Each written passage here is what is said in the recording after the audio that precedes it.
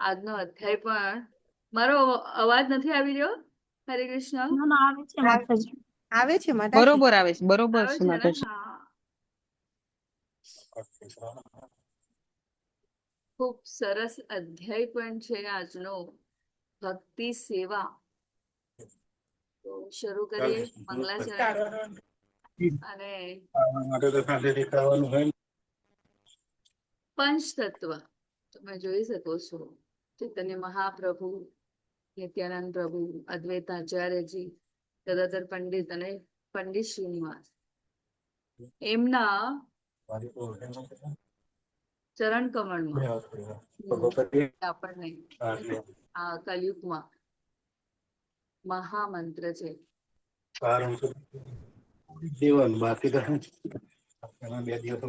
એ થકી અને શ્રી રાધા ગોવિંદજીના ચરણ કમળમાં આપણે નતમસ્તક થઈને પ્રાર્થના કરીએ અને આહ્વાન કરીએ કે આ ભક્તિ સેવાનો જે અધ્યાય છે એ સમજવા માટે અને એને આપણે જીવનમાં ઉતારી શકે એવી શક્તિ આપણને આપે. તો બધા જ આચાર્યોને મંગલાચરણ દ્વારા અને ભગવાનને પ્રાર્થના કરી.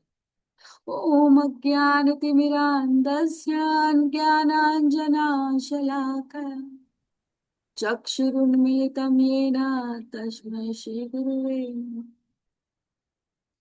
श्रीचैतन्यमनोभीष्टं स्थापितं येन भूतले स्वयं रूप कथमह्यं ददाति स्वपदं कृतं वन्देऽहं श्रीगुरु श्रीपदकमलं श्रीगुरून् वैष्णवांश्च श्रीरूपं साग्रजातं सहगण रघुनाथं तं सजीवं साद्वैतं सावधूतं परिजनसहितं कृष्ण चैतन्य देवं श्रीराधा कृष्ण पादान् सहगण ललिता श्रीशाखावतांश्च.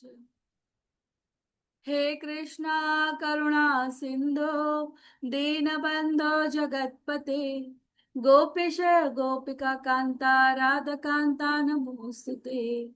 तप्त कांचन गौरांगी श्री राधे वृंदावनेश्वरी वृषभानुसुते देवी प्रणमामि हरे.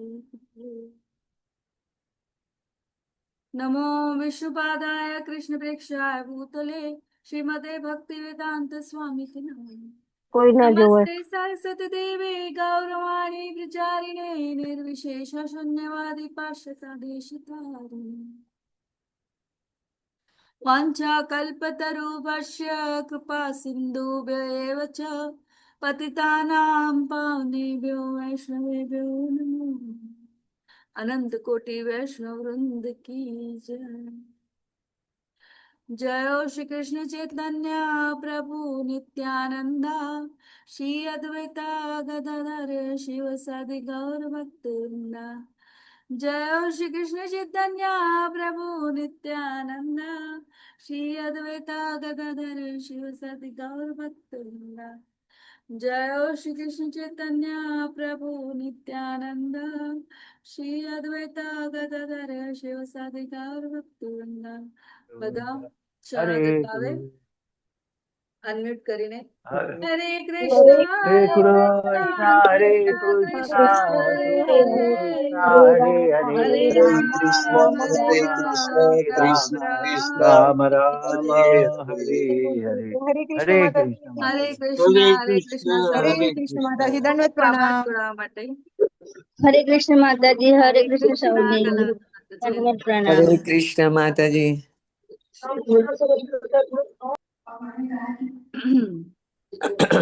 તો મને હવે જાણવું છે કે તમે 11મો અધ્યાય બધા કરી ચૂક્યા, બરાબર છે? તો એમાં ભગવાન શું કહી રહ્યા હતા અને શા માટે વિશ્વરૂપ ભગવાને આપણને બતાવ્યું?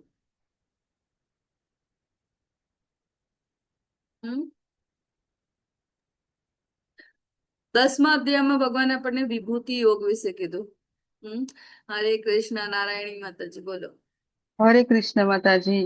આપણે 10મા અધ્યાયમાં શ્રી કૃષ્ણએ પોતાની વિભૂતિઓનું વર્ણન કર્યું તે સાંભળીને અર્જુનની શ્રદ્ધા દ્રઢ થઈ, એટલે તેણે ભગવાન પાસે પોતાનું વિરાટ સ્વરૂપ દર્શાવવા માટે ઈચ્છા કરી. પછી અર્જુન શ્રી કૃષ્ણને વિનંતી કરે છે કે જો આપ મને યોગ્ય માનો તો આપનું વિશ્વરૂપ મને દર્શાવો. પછી શ્રી કૃષ્ણ છે અર્જુનને દિવ્ય ચક્ષુ આપે છે, કારણ કે ભૌતિક આંખોથી ભગવાનનું વિશ્વરૂપ જોઈ શકાતું નથી. પછી અર્જુન ભગવાનના અંતર્મુખો, હાથો, દિવ્ય તેજ, અસંખ્ય દેવતાઓ, ઋષિઓ અને સમગ્ર બ્રહ્માંડને ભગવાનના એક જ વિરાટ સ્વરૂપમાં જુએ છે. શરૂઆતમાં અર્જુન આશ્ચર્ય અને આનંદથી ભગવાનની સ્તુતિ કરે છે, પરંતુ જ્યારે તે ભગવાનના અગ્નિમય મુખોમાં ભીષ્મ, દ્રોણ, કર્ણ અને અસંખ્ય યોદ્ધાઓનો વિનાશ થતો જુએ છે, ત્યારે તે ભયભીત થઈ જાય છે. પછી ભગવાન કહે છે કે હું કાળ છું, કાલોસ્મી, એટલે હું કાળ છું એટલે લોકોનો સંહાર કરનાર હું જ છું. એટલે આ બધા યોદ્ધાઓ પહેલેથી જ મારા દ્વારા મૃત્યુ પામેલા છે. હે અર્જુન, તું માત્ર નિમિત્ત માત્ર બન. પછી આ સાંભળીને અર્જુન ભગવાનને વારંવાર પ્રણામ કરે છે અને પોતાની ભૂલો માટે ક્ષમા માંગે છે, અને ભગવાનને ફરી તેમના સૌમ્ય ચતુર્ભુજ તથા દ્વિભુજ શ્યામ સુંદર સ્વરૂપ બતાવવાની વિનંતી કરે છે. હરે કૃષ્ણ માતાજી. હરે કૃષ્ણ. હરે કૃષ્ણ. પૂનમ માતાજી, તમને એડ કરવું છે કઈ? હરે કૃષ્ણ માતાજી. માતાજી કીધું એમાં આવી ગયું. અને બીજું એ કે અત્યારે કળિયુગના બધા જીવો એવું કે હું પણ ભગવાન છું. તો અહીંયા બતાવવામાં આવ્યું છે કે ભાઈ ચતુર્ભુજ માંથી દ્વિભુજ કેવી રીતે થઈ શકે એમ. તો એના માટે માતાજી હરે હરે કૃષ્ણ. બોલ. હરે કૃષ્ણ. ખૂબ આભાર. હરે કૃષ્ણ. પરેશ પ્રભુજી. હરે કૃષ્ણ માતાજી. માતાજીએ તો બધું કહી જ દીધેલું છે, પણ ખાલી એક જ વસ્તુ છે કે 10મો અધ્યાય હતો ને એ થિયરિકલ હતો, ને 11મો અધ્યાય છે ને એ પ્રેક્ટિકલ છે. હરે કૃષ્ણ માતાજી. ખૂબ સરસ. બધાએ જે ઓવરવ્યુ લીધું, મને મને આપણા નવા જે હરિભક્તો છે એની પાસેથી પણ સાંભળવું છે કે એમને જ્યારે 2 દિવસ આપણે હિઝ ગ્રેસ પ્રેમ પ્રકાશ પ્રભુજીના અંડરમાં અધ્યાય 11 લીધો, તો કેવો અનુભવ હતો તમારો, અને તમે શું જાણ્યું? જો તમે તમારા થોડા 2-3 એવા શબ્દોમાં તમને જે કે અનુભવ, અને એ અનુભવ અને જે આપણે શીખ્યા અને એને કનેક્ટ કરી શક્યા, તો કોઈ કહેવા આગળ આવે તો બહુ સરસ. ને તો પછી તમે વોટ્સએપ ને તો તમે ચાટ બોક્સમાં મૂકી શકો છો કે તમને હમણાં સુધીનું જે 11 અધ્યાય જો તમે શીખી ગયા, સમજી ગયા અને એને જીવનમાં ઉતારવા માટે જે પ્રયત્ન કરી રહ્યા છો, એ અનુભવ પણ જરૂર તમારો જણાવજો. તો અહીંયા જેવી રીતના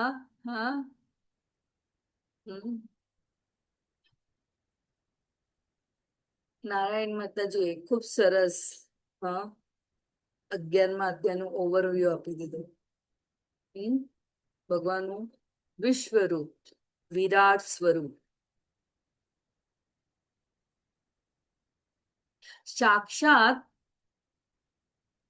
ભગવાન શ્રી કૃષ્ણ દ્વાપર યુગમાં પોતાના ભક્તોનો ઉદ્ધાર કર્યો,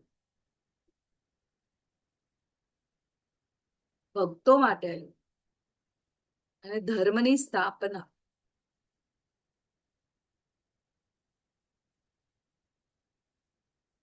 અર્જુન તો ભગવાનના મહાન ભક્ત છે, નિમિત્ત માત્ર છે. એટલે જે રીતના આ કળિયુગમાં લોકો પોતાને ભગવાન બતાવવા માટે, સ્થાપિત કરવા માટે કેટલું બધું કરતો હોય છે, પણ સાક્ષાત ભગવાન જયારે આ અધ્યાયમાં 11 અધ્યાયમાં 10મા અધ્યાયમાં વિભૂતિ યોગ દ્વારા કેવી રીતના ભગવાનને આપણે અનુભવ કરી શકીએ, ભગવાનનું સામર્થ્ય ભગવાને બતાવ્યું, શક્તિઓ વિશે બતાવ્યું, પછી વિશ્વરૂપ બતાવે છે. આદિ, અનાદિ, મધ્ય, બધું જ, ભવિષ્ય, ભૂતકાળ, ભવિષ્ય અને વર્તમાન કાળ પણ બતાવે છે. તો એનાથી વિશેષ શું હોય? તો આપણે બધા જ એક્સેપ્ટન્સ આપણને આવે, આપણી દ્રઢતા આવે આપણા ભક્તિમાં. અને આજે જે કળિયુગમાં પોતાને કહેવાતા ભગવાન કહે છે, એને આપણે જવાબ આપી શકીએ, ગુરુ, સાધુ અને શાસ્ત્રનું પ્રમાણ આપી શકીએ. હે ને? શા માટે આપણે ક્યાંક કોઈને કહેવાનું પહેલી જ વસ્તુ જ્યારે શીલા પ્રભુપાદ કહેતા બતાવો એ જ્યારે કોઈ માણસ પોતાને ભગવાન કે ત્યારે પહેલા જ કહેવાનું કે વિશ્વરૂપ દર્શન કરાવો તમારું. મેજિક વેજિક તો થઈ જાય એવી રીતના જ એક વખત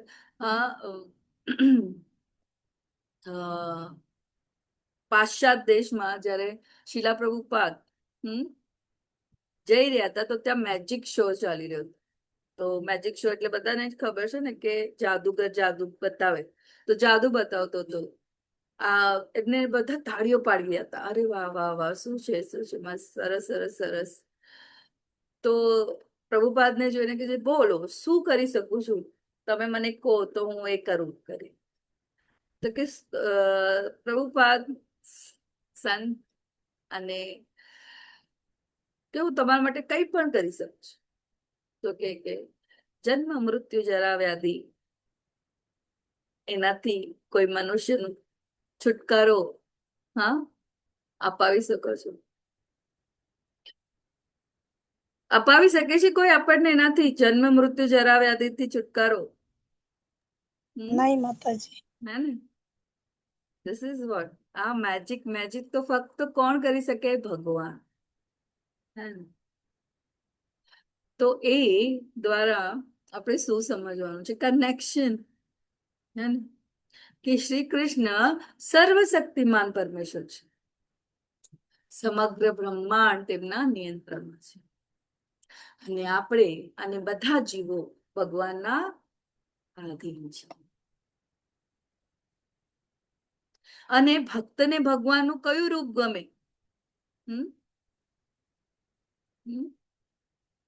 દિવ્ય શ્યામ સુંદર માતાજી. અહીંયા છે ને અર્જુન ભગવાનના દ્વિભુજ સ્વરૂપ સાથે જોડાયેલ છે. તેમની સ્થિતિ સ્પષ્ટ કરવામાં છે.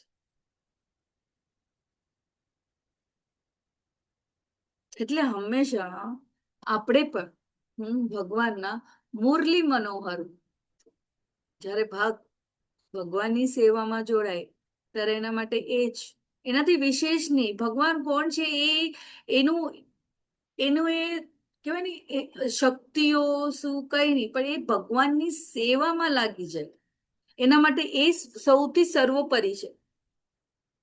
આ જ્ઞાન દ્વારા આપણે પણ આ તબક્કામાંથી પસાર થયા છે અને એક્સેપ્ટન્સ આવે. અને ગુરુએ શું આપણને શું, આપણે જો શીલા પ્રભુપાદના તાત્પર્યના આધાર પરથી જ આ જ્ઞાનને અર્ચિત કરી રહ્યા છે. ઝાડના મૂળને પાણી આપવા, શાખાઓને આપોઆપ મળી જાય છે, ફળને આપોઆપ. તો આ ઇમ્પોર્ટન્ટ છે આપણને સમજ. ભક્તિ અને આ જ છેલ્લો તબક્કો છે. ને આપણે જોયો 7માથી લઈને 12મો અધ્યાય આજે જે આપણે કરી રહ્યા છે ભક્તિ યોગ પર છે. ભક્તિ વિશે, કોની ભક્તિ, કેવી રીતે, એ વધારે ઇમ્પોર્ટન્ટ છે. હવે જ્ઞાન યોગની શરૂઆત આપણે 2 દિવસ પછી કરશું, આજની કાલ પછી.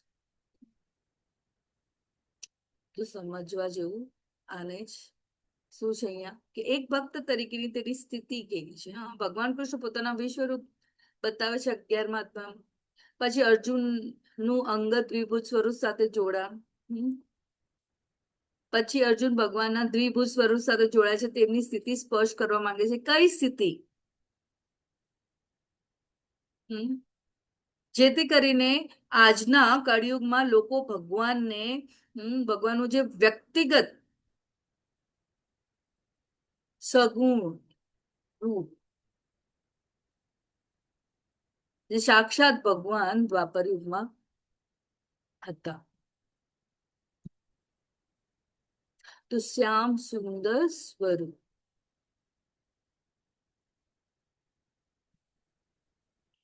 તો કૃષ્ણના વ્યક્તિગત સ્વરૂપ સાથે જોડાયેલા હોવાના કારણે તેની સ્થિતિને સ્પર્શ કરવા માટે જે વિશ્વરૂપ અથવા અવ્યક્તિ શ્રેષ્ઠ છે.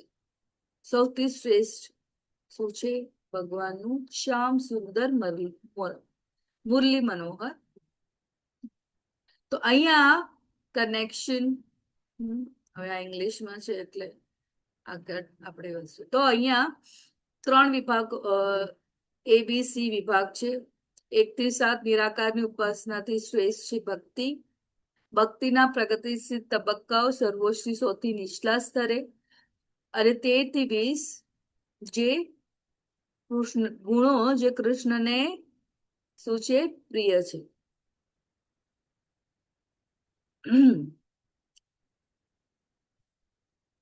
તો આપણે 10મા અધ્યાયમાં વિભૂતિ યોગ સમજાવ્યો. 11માં વિભૂતિઓનું પ્રત્યક્ષ દર્શન કર્યું. વિભૂતિ યોગ આપણે સાપ્તાહિક રીતે ભગવાને વર્ણન કર્યું હતું. હવે એ વિશ્વરૂપ દર્શન 11મા અધ્યાય. ને હવે અધ્યાય 12માં અર્જુન પૂછે છે નિરાકારની ઉપાસનાથી શ્રેષ્ઠ શું છે? ભક્તિ.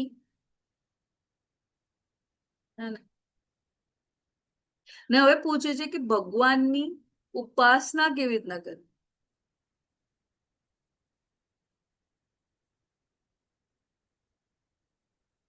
ને આ ઇન ડિટેલ હવે ચર્ચા થશે. વ્યક્તિગત સ્વરૂપની કે નિરાકાર, તો એટલે જ અહીંયા નિરાકારની ઉપાસના કે શ્રેષ્ઠ ભક્તિ.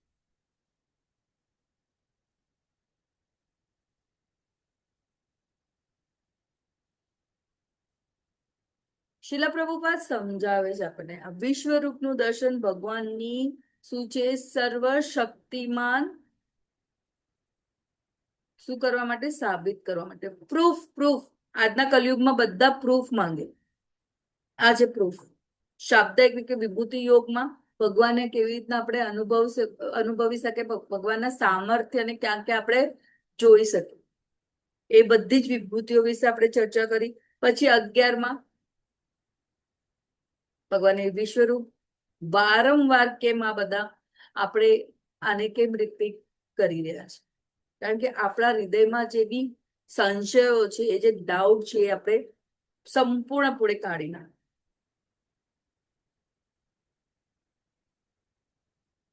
એ પણ જાણવું જોઈએ કે વિશ્વરૂપ ભગવાનનું મૂળ અને નિત્ય સ્વરૂપ નથી. ભગવાનનું મૂળ સ્વરૂપ છે 2 હાથનું, શ્રી કૃષ્ણનું શ્યામ સુંદર સ્વરૂપ. હવે ભગવાન 12મા અધ્યાયમાં શુદ્ધ ભક્તિ યોગ જે છે સર્વોચ્ચ માર્ગ છે એ સ્થાપિત કરે છે.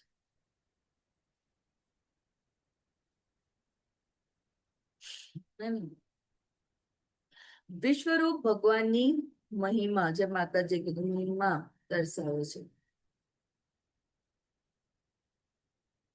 અને ભગવાનનું સૌથી પ્રિય સ્વરૂપ છે શ્યામ સુંદર સ્વરૂપ. તો હંમેશા ભક્તે ભગવાનના અને ભક્તને હંમેશા ભગવાનના એ શ્યામ સુંદર સ્વરૂપમાં જ રસ છે. એને કોઈ ભગવાનની એવી શક્તિઓ નહીં. એ એક્સેપ્ટેડ, એટલા માટે તો એ શરણાગત છે, ભગવાનની શ્રદ્ધા સાથે સેવા કરવા તત્પર છે.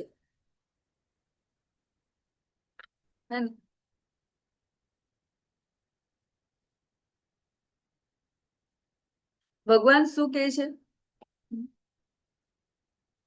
ભગવાન કહે છે ભક્ત મારા પર એનું મન સ્થિર કરે છે, શ્રદ્ધાથી મારી સેવા કરે છે, એ શું છે? સર્વશ્રેષ્ઠ.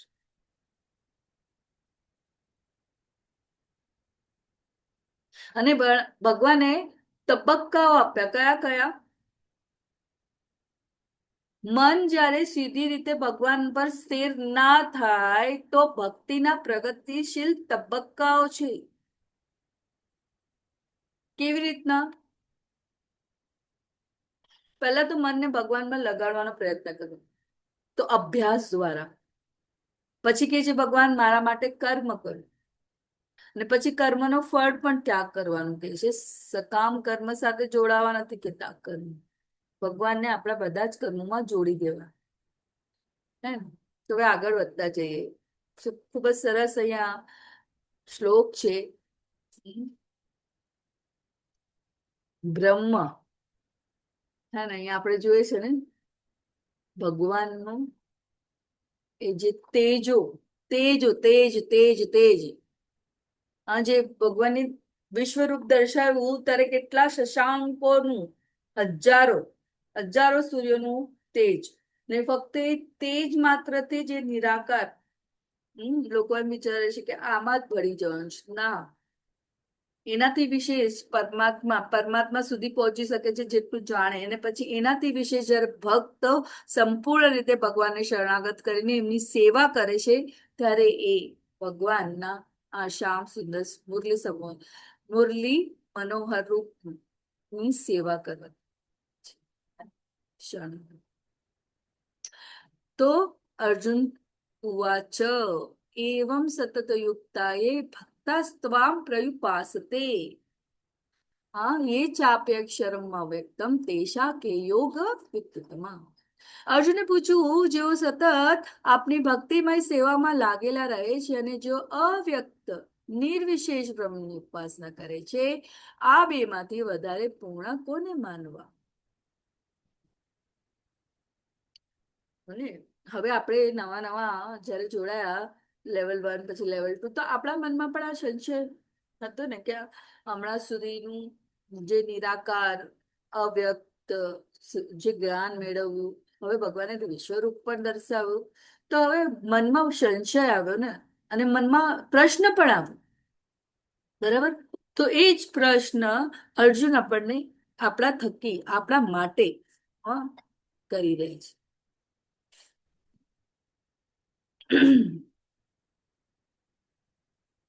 તો અહીંયા કહે છે કે સાકાર ભગવાનનું જે ભક્ત છે એ શ્રેષ્ઠ છે કે જે ભગવાનના મુરલી મનોહર રૂપનું સેવા કરે છે, જે એની શરણાગત જાય છે, એ કે નિરાકાર બ્રહ્મના ઉપાસક. તો અહીંયા ભગવાન શું કહે છે? કયું વધુ સંપૂર્ણ છે, ભક્તિભાઈ સેવામાં વ્યસ્ત રહેવું અથવા અવ્યક્તની ઉપાસના? હવે આપણા માટે શું છે? કળિયુગમાં આપણે બધાને ખબર છે કે આપણે આંખ બંધ કરીએ તો હજારો વિચારો આવે. જ્યારે માળા પણ કરતા હોય ત્યારે પણ આપણા મનમાં કેટલા વિચારો આવીને જાય, કેમ કે અંદર કેટલા ક્લેશો છે ને. સંપૂર્ણ રીતે આપણે ભગવાનના મન લગાવીને આપણે એ ચાન્ટિંગ પણ નથી કરી શકતા. જો આપણે કરી પણ લઈએ તો પણ એક ક્ષણ એવી આવે કે જ્યાં આપણું મન ભટકાય છે.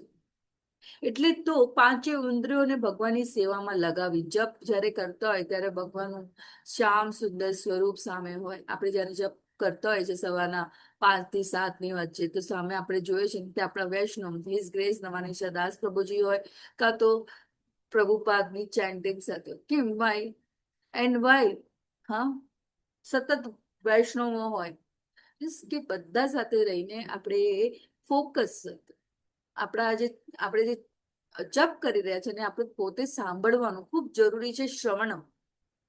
તો કયું સારું છે, વ્યક્તિગત અથવા અવ્યક્તિગત? ગુણાત્વાદીના 2 વર્ગો છે. વ્યક્તિવાદી પરમેશ્વરની સેવામાં પોતાની જાતે તમામ ઉર્જા સાથે જોડે છે. અવ્યક્તવાદીઓ અવ્યક્ત બ્રહ્મ પર ધ્યાન કરવામાં વ્યસ્ત છે. એટલે સાકાર સ્વરૂપ અને નિરાકાર સ્વરૂપની અહીંયા તુલના થઈ છે. ભગવદ્ ગીતાના દરેક અધ્યાયનો નિષ્કર્ષ ભગવાનના વ્યક્તિગત સ્વરૂપ સાથે જોડો. જીવાત્મા એ આધ્યાત્મિક ચિંગારી છે જે સંપૂર્ણ સત્ય, સંપૂર્ણ આધ્યાત્મિક છે. આપણે એક્ઝામ્પલ લઈએ છીએ ને કે જ્યારે તણખો આગથી છૂટો પડે તો એનું કોઈ અસ્તિત્વ નથી. એવી રીતના આપણે પણ ભગવાનના અંશ છીએ, તો એ આપણે એની સાથે સરખાવા છે. અહીંયા કહે છે કે ભક્તિ યોગ એ બધા યોગોમાં શ્રેષ્ઠ છે. 6.47 માં પણ ભગવાને કીધું. 6ઠ્ઠા અધ્યાયમાં જીવાત્મા એ સમગ્ર પરમેશ્વરનો ભાગ અને અંગ છે. સંપૂર્ણ ધ્યાન પરમેશ્વર તરફ એકાગ્ર તરફ. અને જે કોઈ પણ મૃત્યુ સમય કૃષ્ણ વિશે વિચારે છે તે આધ્યાત્મિક આકાશમાં કૃષ્ણના નિવાસ સ્થાને સર્વોચ્ચ ભગવાનનો સંગ મેળવવાનો એકમાત્ર રસ્તો છે ભક્તિ સેવા. તો અહીંયા શ્રી ભગવાન શું કહે છે? શ્રી ભગવાન ઉવાચ મયા વેશમનો નિત્યયુક્તા ઉપાસતે શ્રદ્ધાયા પરયોપેતાસ્તે મે યુક્ત મતા મતા એટલે બુદ્ધિ નહીં, જ્ઞાની કોને કીધા છે? હા, મહાત્મા કોને કીધા છે ભગવાન? કોણ કહેશે મને? હમ? હમ? હમ? ભગવાને કોને કીધા છે જ્ઞાની ને બુદ્ધિશાળી? જે પોતાનું મન ભગવાન પર સ્થિર કરી શકે, જે ભૌતિકમાં પીએચડી કરી લીધી, કોઈ પણ જેટલું ભણી ગણી ગયા, પણ એનાથી વિશેષ જે ભગવાનને સમજી ના શકે, જે પોતાનું સમર્પણ ભાવ, શરણાગત ભાવે ભગવાનની સેવામાં તત્પર ના રહે, એને ભગવાન કહે છે અલ્પ મૂઢા, હે ને, અલ્પ બુદ્ધિ.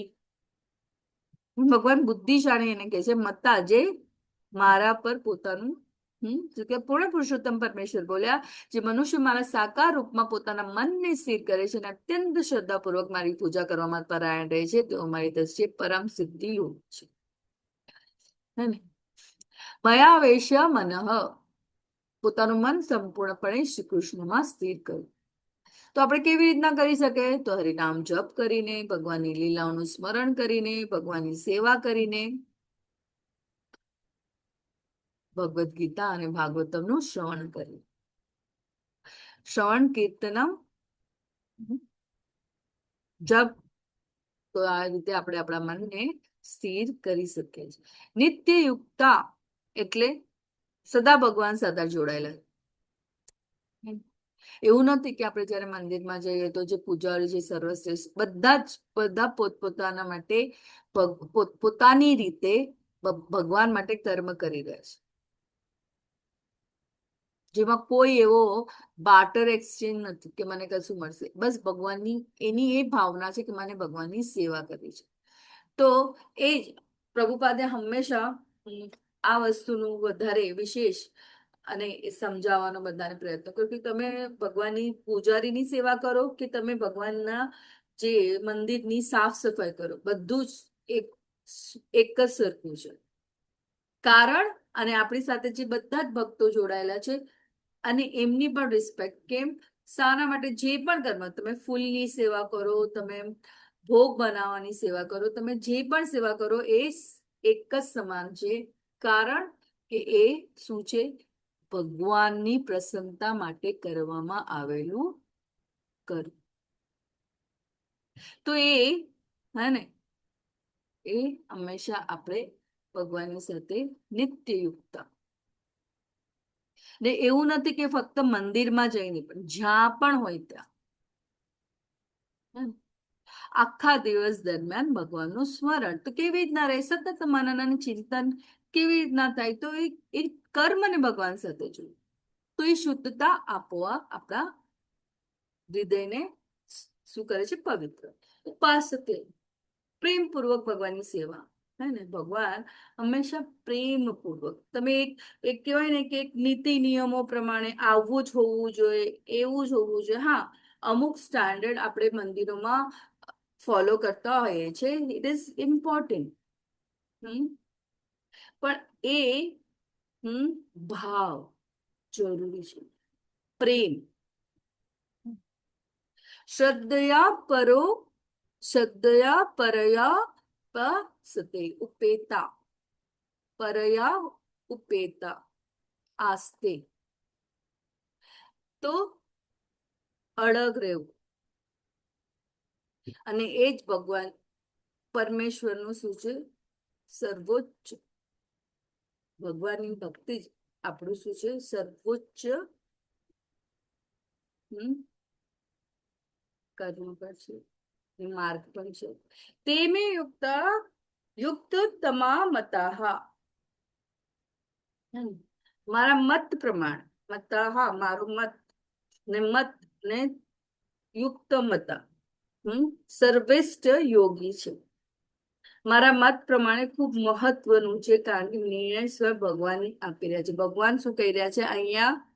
સ્ટેમ્પ, દરેક ઓલામાં ભગવાન સ્ટેમ્પ આપી રહ્યા છે ને આપણે કે આપણા મનમાં કોઈ, હૃદયમાં આપણા કોઈ પણ ગ્લાનિ ન હોય, સંશય ન હોય, એ ભગવાન પોતાના શબ્દો દ્વારા દૂર કરી રહ્યા છે.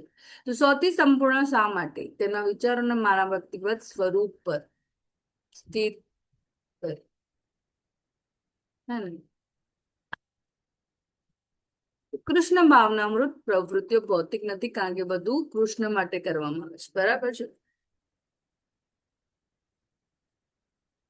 તો જ્યારે પણ ભગવાનના મહાન ભક્તો સતત વ્યવસ્થાના કારણે પૂર્ણ સમાધિમાં છે, દાખલા તરીકે જપ, શ્રવણ, રસોઈ, દુકાનો, મંદિરો અથવા વાસણ ધોવા વગેરે એક પણ ક્ષણ બગાડે નહીં. તમે જાઓ કેટલું આજે બધાને એમ થાય છે કે બધા વૈષ્ણવો ત્યાં ઇસ્કોન મેંગલુરુ કુલાઈમાં જગન્નાથ યાત્રામાં ગયા છે અને એવરીવન ઇઝ હેવિંગ અને જઈને ભગવાનની સતત એટલે આપણને જો તમને પણ ક્યારે પણ લાભ મળે કે તમે ક્યારેક જવાનું વિચારો કે ક્યારેક તમને એવું લાગે કે ચલો મારે એકવાર હું જે મંદિર સાથે જોડાઈ છું ઇસ્કોન કુલાઈ મેંગલુરુ સાથે, તો મને પણ એકવાર સેવા કરવા જરૂર જાઓ. ત્યાંમાં સરસ ગેસ્ટ હાઉસ છે, રહેવાથી લઈને બધી જ તમે મંદિરમાં રહીને ભગવાનની સેવા કરી શકો. એનો જરૂર લાભ લો. બધા નવા પાર્ટિસિપેટ જે નવા ભક્તો હરિભક્તો છે એમને એવું લાગે અમારી શરૂઆત પણ એવી રીતના અમે પણ એવી રીતના જ કરી હતી, તો તમે પણ જરૂરથી એનો લાભ લો. તો એક પણ ક્ષણ એવું ત્યાં હોય ને તો તમને એવું લાગે કે સવારથી મંગલા આરતીથી લઈને સતત ભક્તોનો સંગ, હા, અને એટલું સરસ વાતાવરણ કે તમે એવું લાગે કે તમે કોઈ અલગ જ દુનિયામાં છો. તમારું મંદિરમાં રહેવું એ સૌથી સરસ એક અનુભવ છે. એને શબ્દોમાં એક્સપ્રેસ કરી ના શકાય. એ તો તમે પોતે અનુભવી શકો. બધા પોતે જ એને અનુભવ કરવું જોઈએ. એને તો એક પણ ક્ષણ બગાડ્યું. તો પરંતુ જે લોકો વિભિન્ન ઇન્દ્રિયોને સંયમિત કરીને તથા સૌ પ્રત્યે સંભાવ રાખીને પરમ બ્રહ્મના નિરાકાર પાસામાં તે અવ્યક્તની પૂર્ણ રીતે પૂજા કરે છે, કે જે ઇન્દ્રિયોનો બુદ્ધિથી પર છે, સર્વવ્યાપી છે, અચિંત્ય છે, અપરિવર્તનીય છે, અચળ છે તથા સ્થિર છે, તો સર્વના કલ્યાણમાં પરોવાયેલા અંતે મને પ્રાપ્ત કરે છે. હવે ભગવાને આપણને બીજા શ્લોકમાં શું કીધું કે ભક્તિ યોગમાં ભક્તિ યોગ સર્વશ્રેષ્ઠ યોગ છે. બરાબર છે. અને પ્રભુપાદ પણ આપણને એ જ તાત્પર્યમાં સમજાય છે. અને ભગવાન એક વ્યક્તિ છે, ભગવાનનું એક રૂપ છે, સ્વરૂપ છે. ભગવાન પ્રગટ થાય છે. હા, ભગવાન પ્રગટ થાય છે, બધી લીલાઓ પણ કરે છે.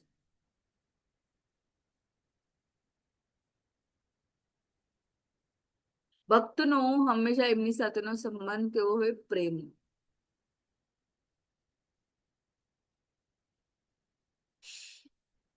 તો એવી રીતના આપણે જોઈએ તો ઘણા બધા ઉદાહરણો આપણી સમક્ષ છે. બરાબર ને?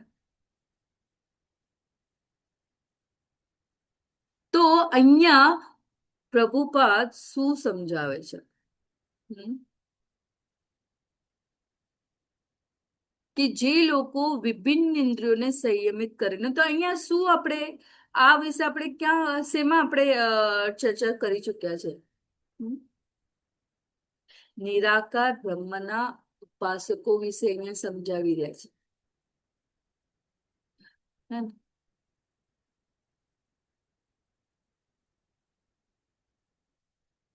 જે વિભિન્ન ઇન્દ્રિયોને સંયમિત કરીને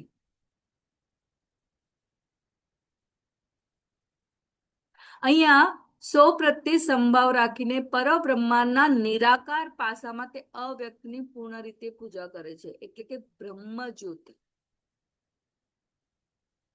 ભગવાનના વ્યક્તિગત રૂપને નહીં, પણ એમની ફક્ત બ્રહ્મ જ્યોતિ.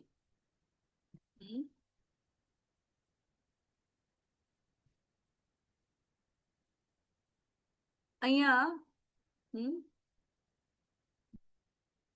શું કહે છે ભગવાન? અક્ષરમ અવ્યક્તમ સર્વત્રમ અચિંતયમ. સર્વત્ર એટલે સર્વત્વ વ્યાપેલું, સર્વવ્યાપી, અચિંત્ય મન અને ઇન્દ્રિયોથી સંપૂર્ણ સમજી શકાય ન. અચિંત્ય નિરાકાર બ્રહ્મ સર્વત્ર વ્યાપેલું છે. કુટસ્થમ અચલમ ધ્રુવ અપરિવર્તનશીલ સ્થિર શાશ્વત બ્રહ્મ ક્યારે બદલાતું નથી. નિરાકાર ઉપાસય સંયમ ઇન્દ્રિય ગ્રામ. તો આપણે આ જ્યારે આપણે શું કર્યું હતું અષ્ટાંગ યોગ, વૈરાગ્ય, ઇન્દ્રિયો પર કાબુ અને તપશ્ચર્યા, બરાબર, એ કરવાથી એ બધું કરીને પછી પોતાની ઇન્દ્રિયને કંટ્રોલ કરીને શું કરે છે તેઓ સર્વના કલ્યાણમાં પરવારીને અંતે મને પ્રાપ્ત કરે છે. સર્વત્ર સંબંધય બધા જીવોને સંભાવતી જો છે. સર્વભૂતીય તેરતા દરેક જીવના કલ્યાણ માટે રાખેલા રહે. એ સાચો આધ્યાત્મિક માણસ છે જે બધા માટે ચિંતા કરે છે. તે પ્રાપ્નુંતિ મામે તેઓ પણ અંતે મને જ પ્રાપ્ત છે. એમનો લક્ષ્ય પણ ભગવાન જ છે. પણ અહીંયા ભગવાન પૂર્ણ રીતે સ્પષ્ટ કરે છે. નિરાકાર ઉપાસનાને ભગવાન નકારતા નથી, પણ અહીંયા કે છે કઠિન છે. અને ભગવાનના શ્યામ સુંદર મુરલી મનોહરનું જ્યારે આપણે આરાધના કરીએ છીએ, સેવા કરીએ છીએ, તો એ આપણા માટે સરળતા રહે છે. કારણ કે પાંચો ઇન્દ્રિયો આપણે ભગવાન કર્મ સાથે જોડે, સેવા ભાવ સાથે જોડે છે. અને અહીંયા તમે જોયું છે તપશ્ચર્યા, આપણે અષ્ટાંગ યોગ વિશે ચર્ચા કરી ચુક્યા છે. તો કેટલું છે ને કઠિન છે ને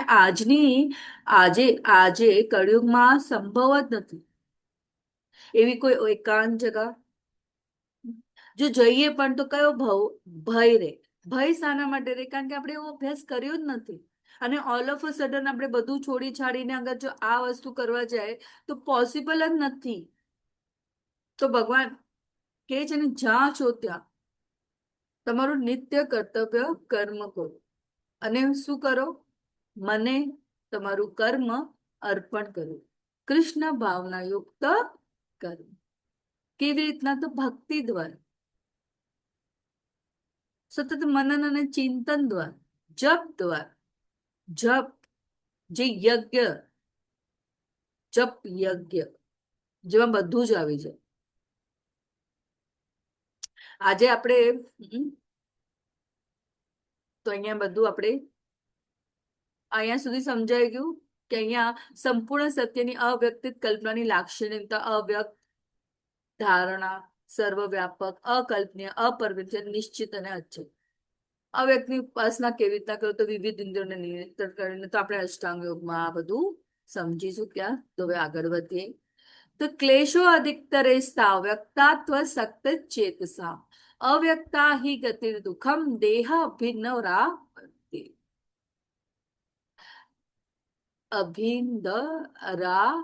રવાયપ્યતે. જે મનુષ્યના મન પરમેશ્વરના અવ્યક્ત નિર્વિશેષ પાશપત્યે આસક્ત હોય છે તેમને માટે પ્રગતિ કરવાનું અત્યંત કષ્ટપ્રદ હોય છે. દેહધારીઓ માટે તે ક્ષેત્રમાં પ્રગતિ સાધવી એ હંમેશા દુષ્કર હોય છે. ભગવાન સંપૂર્ણ રીતે અહીંયા આપણને જ્ઞાન આપી રહ્યા છે અને આપણને સમજાવી રહ્યા છે કે આ બધું કરવું ક્યારે ઇઝી હતું આપણા માટે? જ્યારે આપણે જોઈએ કે એવી એવી બુદ્ધિમત્તા સતયુગમાં ને ધ્યાન યોગ, બરાબર.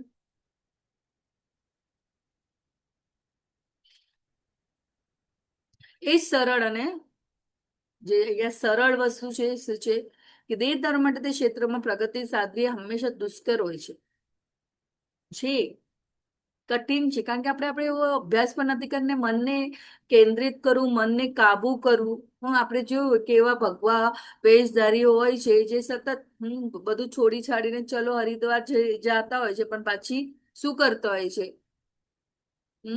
2 મહિના, 3 મહિના, 4 મહિના એમને એવો કોઈ અભ્યાસ નથી, છોડીને જતા તો રહ્યા. એવું કોઈ ગુરુનો ગુરુ શિષ્ય પરંપરા કોઈ સંપ્રદાય નથી, કઈ નથી.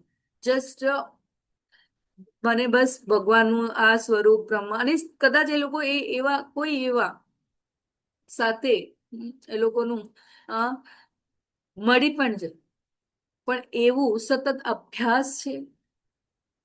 તો સૌથી સરળ શું છે?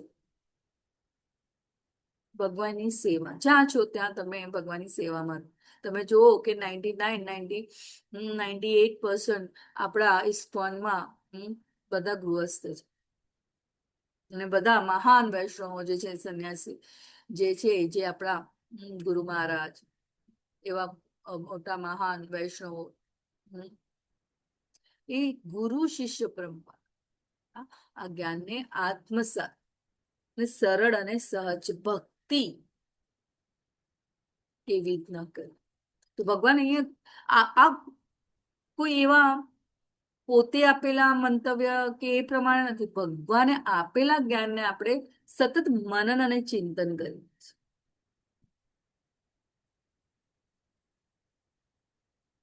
તો ગુણાતીતવાદીના બે જૂથો છે.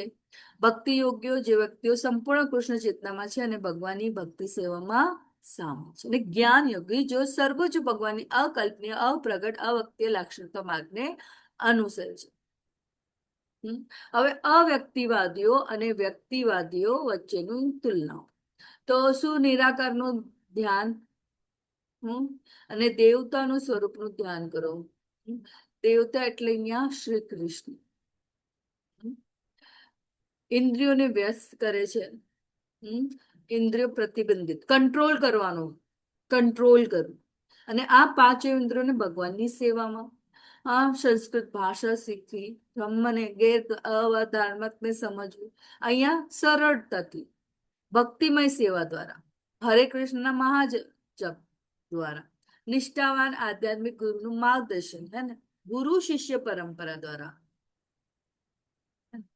અને નિયમનકારી પ્રણામ લાગણીઓ આપીને, પ્રભુની ભવ્યતા સાંભળીને, પ્રભુને નૈવેદ્ય ધરાવીને તેનો પ્રસાદ ગ્રહણ.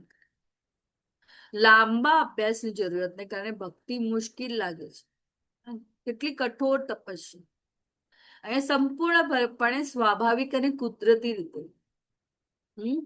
અને અહીંયા મુશ્કેલ છે, ભગવાન સાથે કોઈ સંબંધ જ નથી, ફક્ત એક જ્યોતિ છે, અને એના ઉપર ધ્યાન કેન્દ્ર.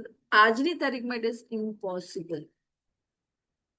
ને અહીંયા ભગવાન સાથે જોડાઈને ખૂબ સરળતાથી આપણે ભગવાન સાથે જોડાઈ શકીએ છીએ.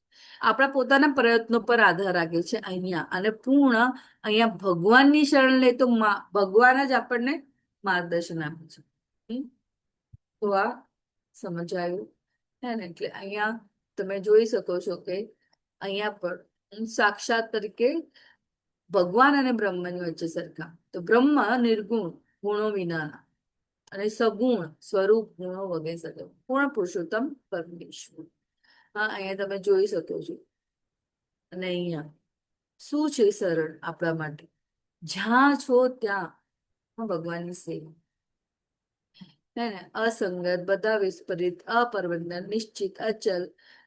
તમે આ બધું અકલ્પનીય શક્તિઓ ધરાવે છે, જેમ આપણે વિભૂતિ, ઉર્જા અને પરમાત્મા તરીકે બધા જ વિસ્તરી છે, હે ને. 6 સમૃદ્ધિના સંપૂર્ણ માલિક,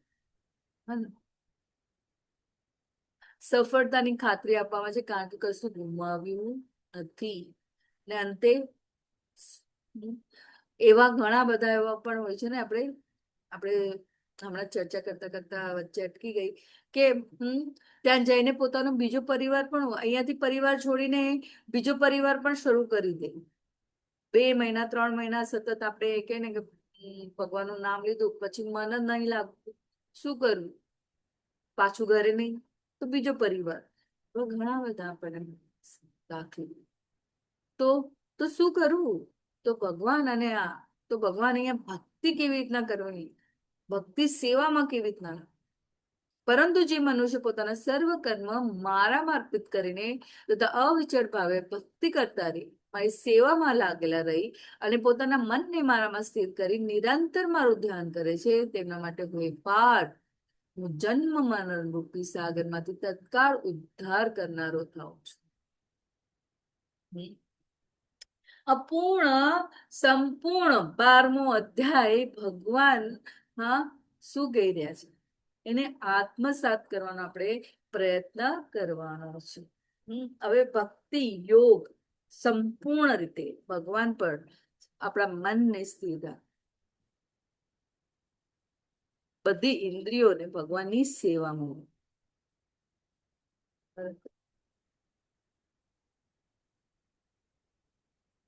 ભગવાન કહે છે નિરાકાર ઉપાસના દ્વારા ભગવાન પ્રાપ્ત થાય છે, પરંતુ તે કઠિન માર્ગ છે.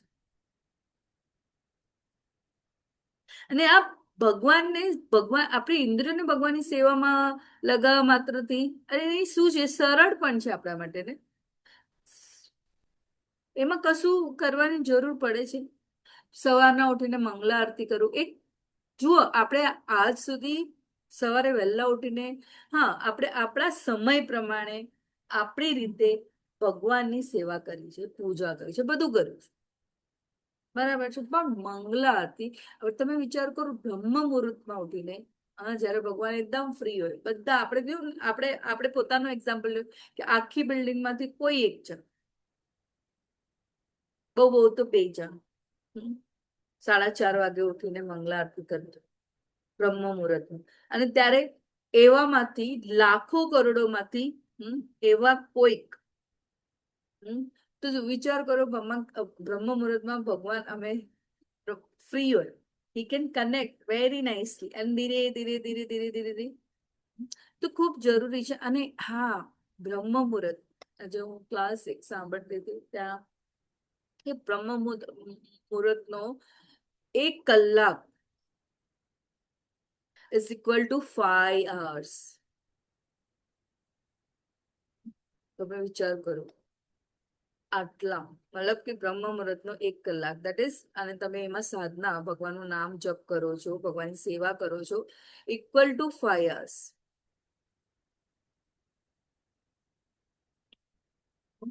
સો એનાથી વિશે શું હોઈ શકે? તો ભગવાન કહે છે જન્મ મરણ રૂપી સાગરમાંથી તત્કાળ ઉદ્ધાર કરનારો. તો અહીંયા કેવી રીતના ભગવાનમાં આપણું મન કેવી રીતના આપણે લગાવવું અને આપણે શું કરી શકીએ? તો શ્રી કૃષ્ણ પ્રત્યે સતત પોતાનું મન અને બુદ્ધિને તેના પ્રત્યે સ્થિર કરીને જીવવું. ઉચ્ચતરથી નિમ્નતર સુધીના પગથિયા છે ભક્તિના. કૃષ્ણને યાદ રાખવા અને મેળવવાની ઈચ્છા અને ક્ષમતા વધારવા માટે ભક્તિ યોગના નિયમનકારી સિદ્ધાંતોનો અભ્યાસ કરો. તો અહીંયા હું કહેતી હતી કે આપણે પહેલા કે સવારનું આપણા પ્રમાણે ઉઠતા હતા, ને પછી મંગલા આરતીમાં ઉઠવું, બ્રહ્મ મુહૂર્તમાં ઉઠવું. તો થોડું તો આપણે શું કરી રહ્યા છીએ? એક યાત્રા છે આ, આપણી જીવનની યાત્રાને આપણે શું કરી રહ્યા છે? ભગવાનની સેવામાં લગાવી રહ્યા છે. અને મૃત્યુને શું કરી રહ્યા છે? સ્વીકારવું. અને પછી આપણા બધા જે હું શું કહેવા માંગુ છું સમજી રહ્યા છે કે જન્મ મૃત્યુના આ ચક્રમાંથી આપણને પાછું ના આવવું. ને ભગવાનની સેવા જ આપણા જીવનનું ધ્યેય છે. જીવનનું ધ્યેય, મનુષ્ય જીવનનું ધ્યેય છે.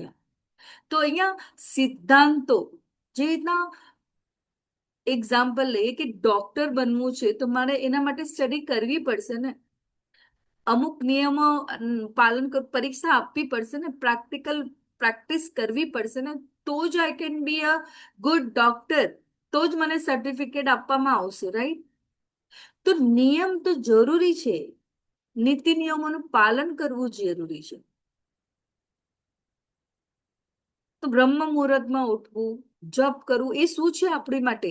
આપણને ભગવાન અહીંયા કશું નથી કર્યા કે જાઓ વનમાં જાઓ, અષ્ટાંગ યોગ વિશે કરો, સિદ્ધિ પ્રાપ્ત કરો, મારા ઉપર તમારી ઇન્દ્રિયોને, મનને કેન્દ્રિત કરો. ના, ભગવાન કહે છે, શું કહે છે?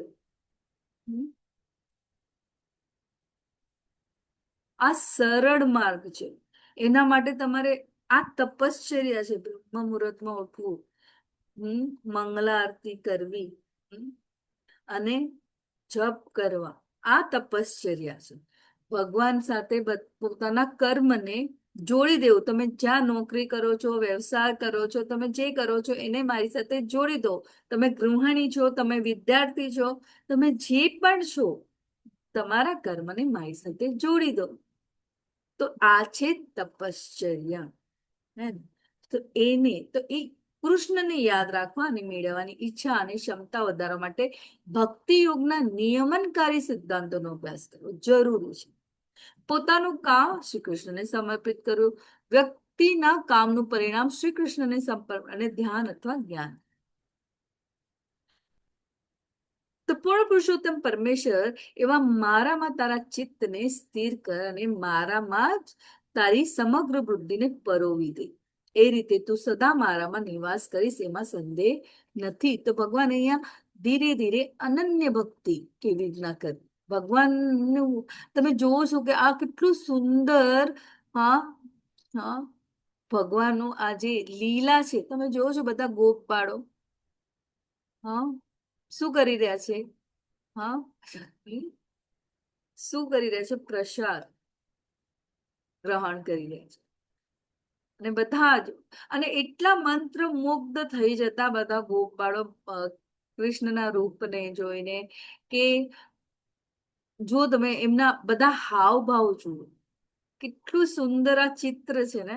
હા, કે ભગવાનની સેવામાં એમનો કેટલો આનંદ આવે છે.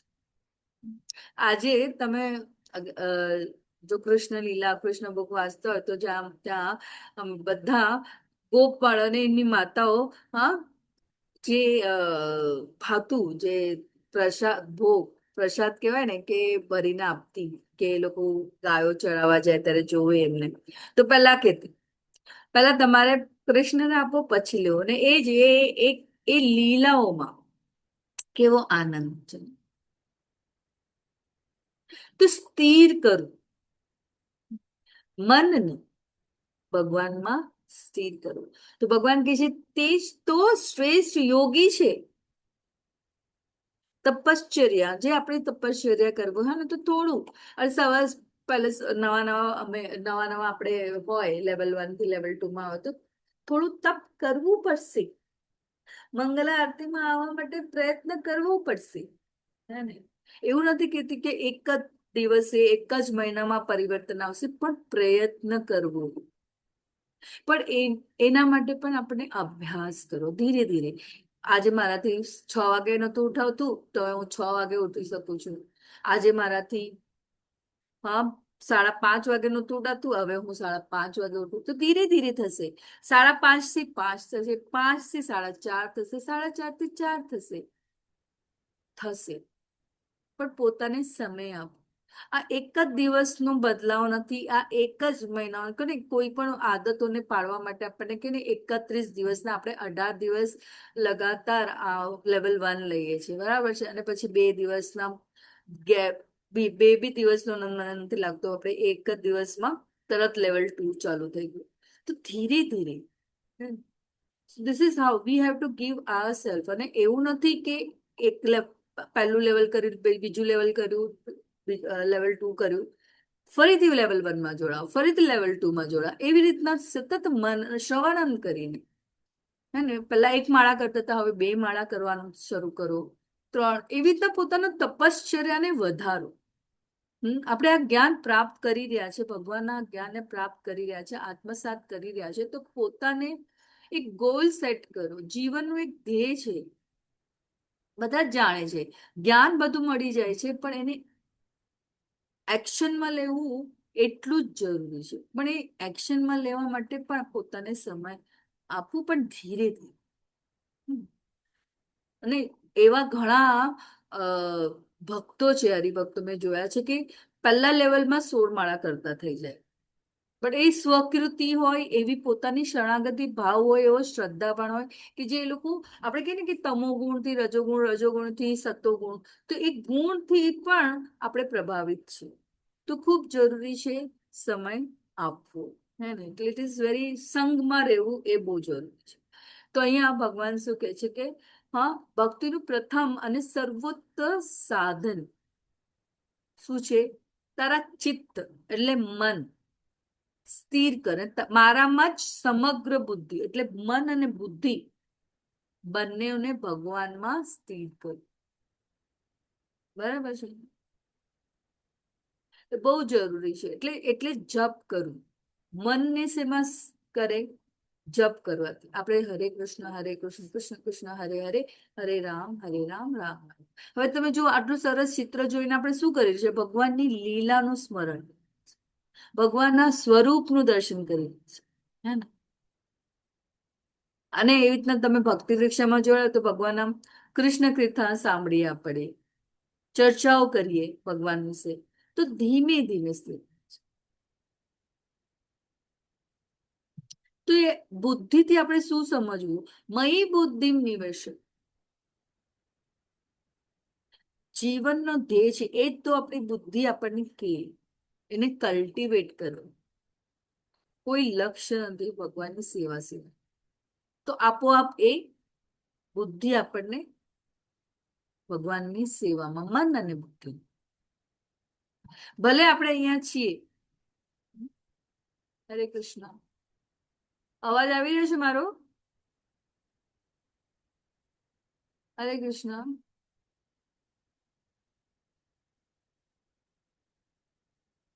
હરે કૃષ્ણ. હરે કૃષ્ણ માતાજી. આવે છે ને અવાજ? માતાજી, મને દંડવત ઓલા- પ્રણામ. હા માતાજી, હા, આવે છે. આવે છે ને. તો શરીર ભલે આ દુનિયામાં છે, પણ ભક્તનું મન હંમેશા, મન અને ચેતના ભગવાન સાથે છે.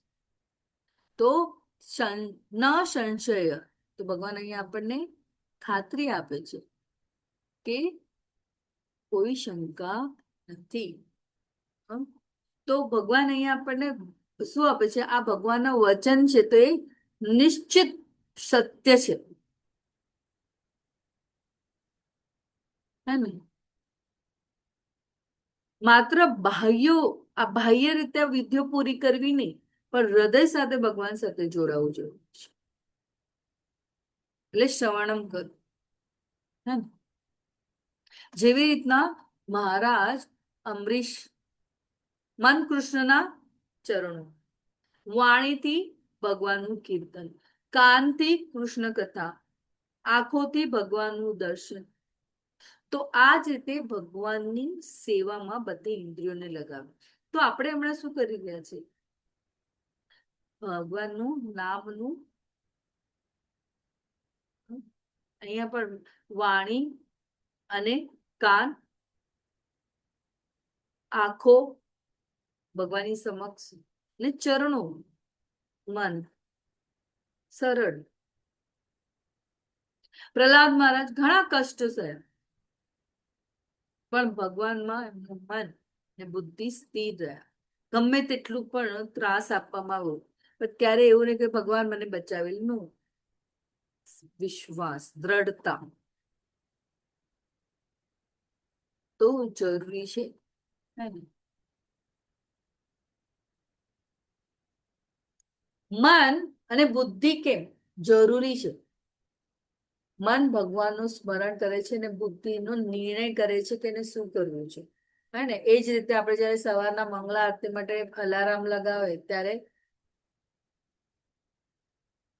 કે ના ના, પણ શું કે ના, મારે કરવું છે, તો આપોઆપ એ સ્થિર થતું. તો કોઈ પણ હેબિટ કલ્ટિવેટ કરવા માટે દ્રઢતા બંનેનું જરૂર છે.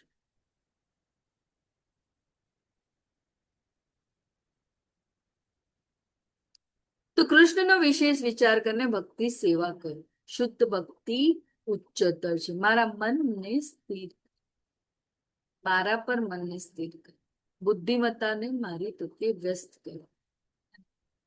લાભ, તમે હંમેશા નિશંકપણે મારામાં રહેશો. અત ચિત્તમ સમાધાતુમ ન શક્નોષિ મયી સ્થિરમ અભ્યાસ યોગેન તતો મામિચ્છાન્પંતુમ ધનંજય. હે પ્રિય અર્જુન, હે ધનંજય, જો તું તારા ચિત્તને અવિચળ ભાવે મારામાં સ્થિર કરી ન શકે તો ભક્તિ યોગના વિધિ વિધાનોનું પાલન કર. એ રીતે મને પામવાની ઈચ્છાને વિકસિત કર. અને લેવલ 1 માં આપણે આ શ્લોક કરી ચૂક્યા છે, વિધિ વિધાનોનું પાલન. હવે ભગવાન કહે છે કેવી રીતના મારા પર તારું મન અને બુદ્ધિ સ્થિર કરી શકે છે, હે ને? સંપૂર્ણ રીતે તું ના કરી શકે તો શું કરી શકું? શું કરી શકશું આપણે? શું કરી શકીએ છીએ આપણે? કેસે કોઈ મને? હા, બધા અટેન્ટિવલી સાંભળી રહ્યા છે ને? કે છો પ્રેઝન્ટ? હા માતાજી. અરે બોલ. હે ને? તો ભગવાન શું કહી રહ્યા છે અહીંયા કે ચિત્તને અવિચળ ભાવે મારામાં સ્થિર કરી ન શકે તો શું કરી શકીએ આપણે? ચલો, હા, પહેલા લેવલ 1 માં આપણે આ કરી ચુક્યા છે આ શ્લોક.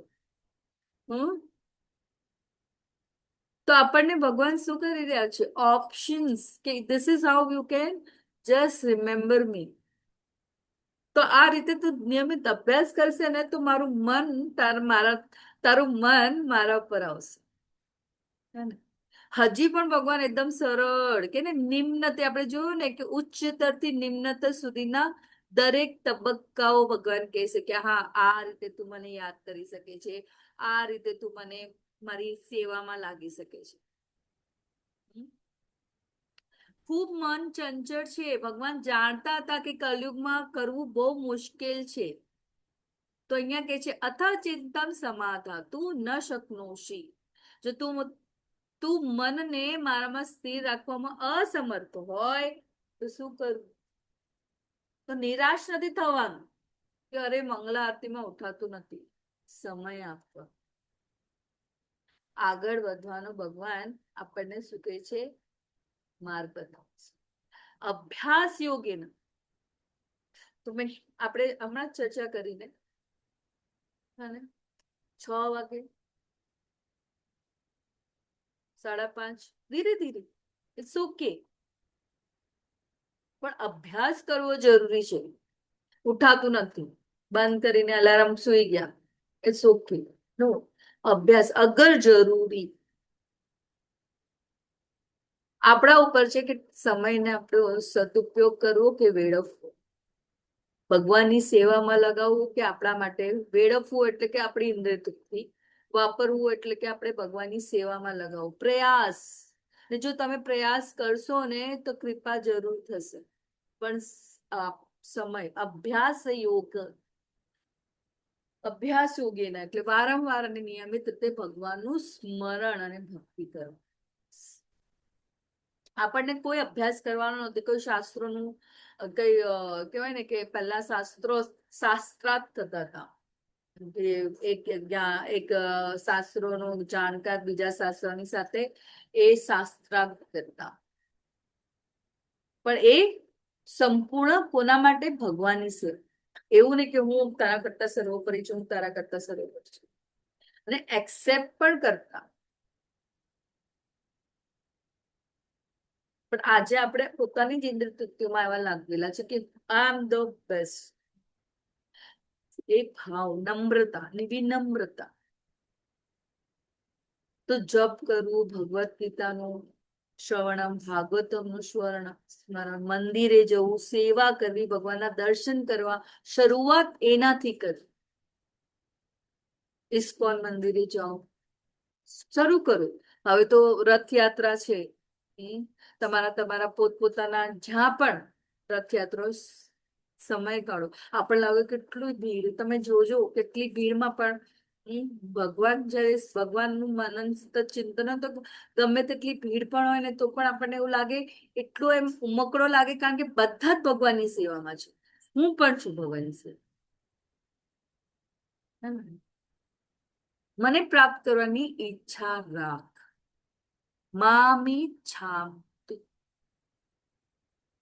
મારી ઈચ્છા કરશે તો આપણે ભગવાનને પ્રસન્ન કરવાનો પ્રયત્ન કરશું.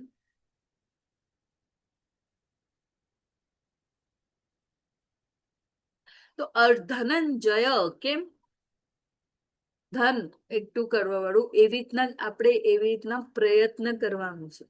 અર્જુને યુદ્ધમાં જીતવાનો પ્રયત્ન કરે છે, તેમ આપણે પણ સતત ભક્તિમાં પ્રયત્ન કરવાના છે. એક જ દિવસમાં નથી થતું, અભ્યાસથી મન શુદ્ધ થાય છે અને ભગવાન આપણા પ્રયત્નને સ્વીકારે છે. પ્રયાસ. આગળ વધીએ. તો વિકસિત કરતો હવે કયું શું કહે છે ભગવાન, ચલો જોઈએ. હા, હેલો હરે હેલો હરે કૃષ્ણ. હા માતાજી. હા માતાજી, મને આની પહેલાનું જે છે ને અવિચળ આમ હા, એ અને એ સેજ આમ કરજો ને, એ શ્લોક આની પહેલાનો. એક આ હા, આ અવિચળ ભાવે મારા, હા, અવિચળ ચિત્તનો ભાવે મારામાં અવિચળ સ્થિત ભાવે કરી. અને ભક્તિ યોગના વિધિ વિધાનોનું પાલન એ છે બેઉ ઇઝીલી છે, સમજાવજો ને ફરીથી. હા, તો આગળ કહેશે ને હમણાં વિધિ વિધાનોનું પાલન. ઓકે. હે ને? અને આ ચિત્તની અવિચળ હા ભક્તિ, હા. હા. તો હરે આ કૃષ્ણ. સમજાયું. ચિત્ત એટલે મન. હા, ચિત્ત ભાવે એટલે મન. મારામાં સ્થિર ન કરી શકો તો તું ભક્તિ યોગના વિધિ વિધાનોનું પાલન કર, એ સમજાયું. ભક્તિ યોગનું વિધિ વિધાનો ના, હમણાં આવે આગળ સમજાવશે. Okay okay. તો ઓકે.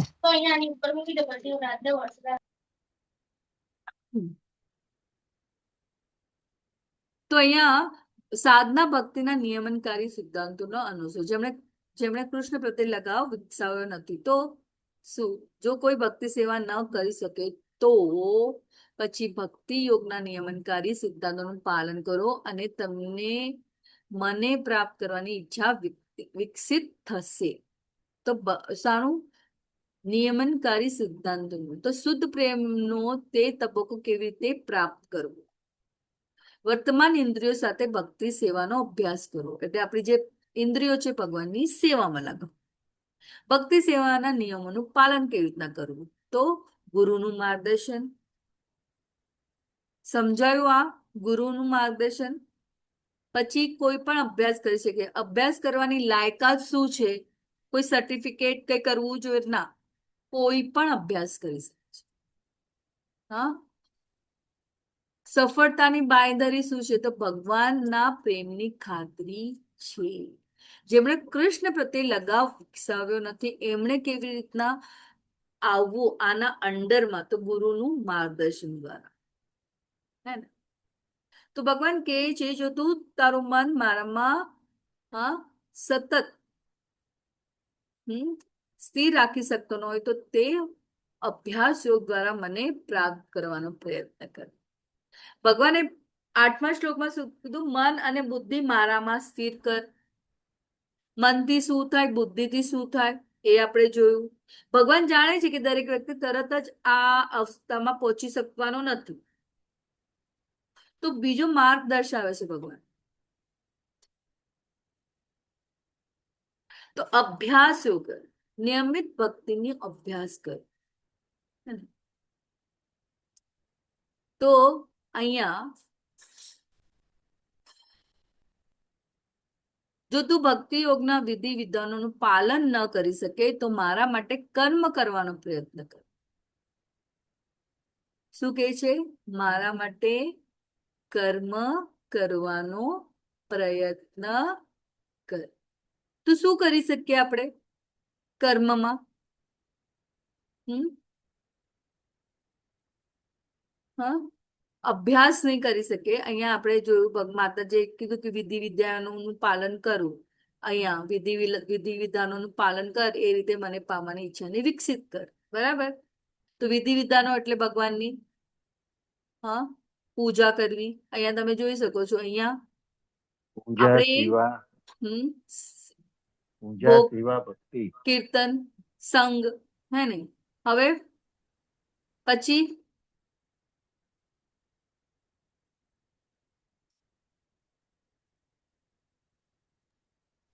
4 પ્રિન્સિપલ સિદ્ધાંતો. કેમ થઈ ગયું? હા, તો શું કે છે? અભ્યાસ યોગ પણ મુશ્કેલ લાગે તો મારા માટે કર્મ કર. બરાબર છે. તો શું કર્મ? તો મારા પાસે જે ટેલેન્ટ છે, સપોઝ હું મંદિરે જાઉં છું, બરાબર છે, મને ફૂલનો હાર બનાવવાનું આવડે છે, હું એટલું કરી શકું છું ભગવાન માટે.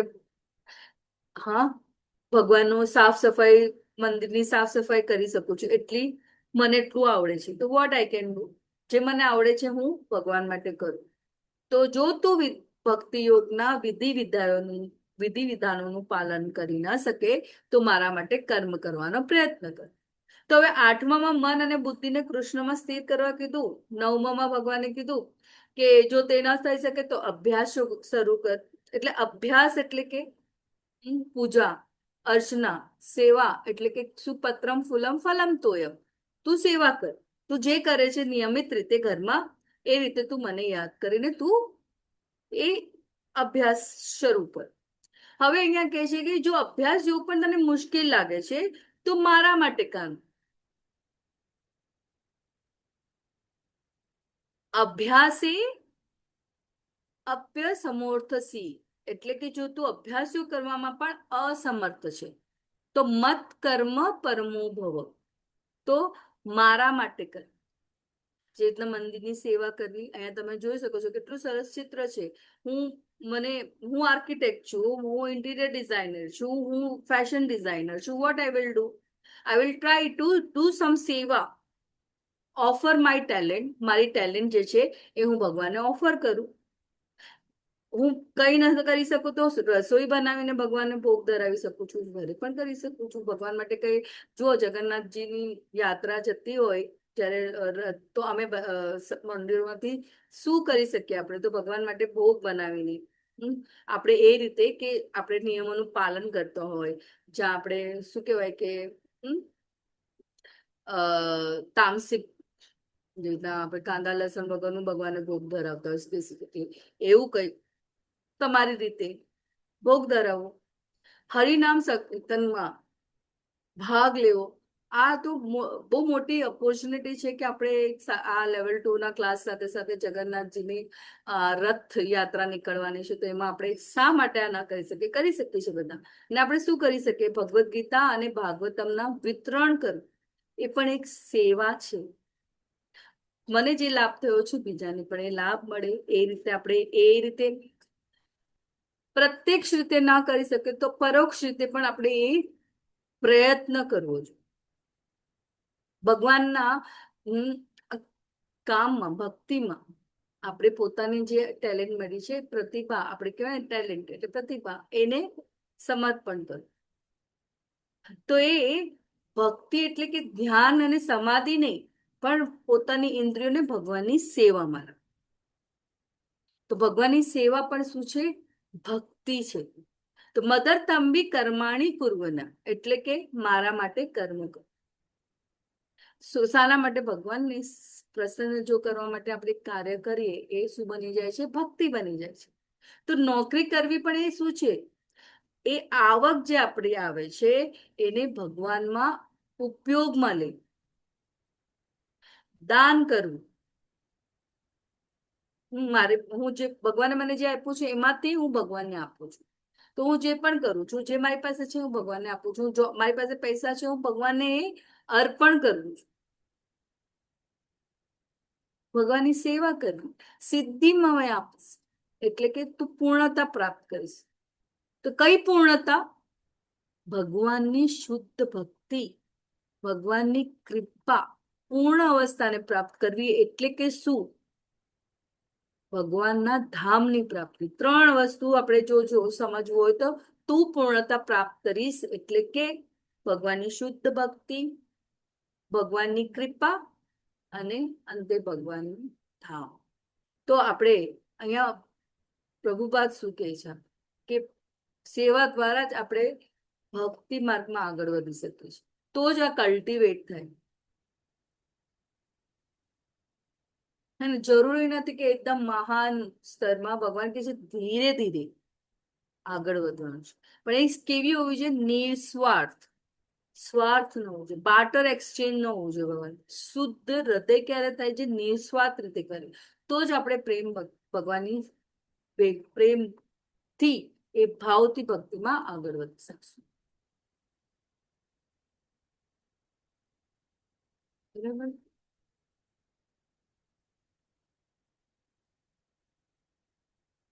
કૃષ્ણ ભાવના યુક્ત ચળવળમાં પ્રચાર માટે સહના દરેક પ્રયાસને અન્ય વ્યવસાયની જેમ જમીન છે, મૂડી છે, સંગઠન છે, જે પણ તમે હોય એ ભગવાનની સેવામાં યુઝ કરો.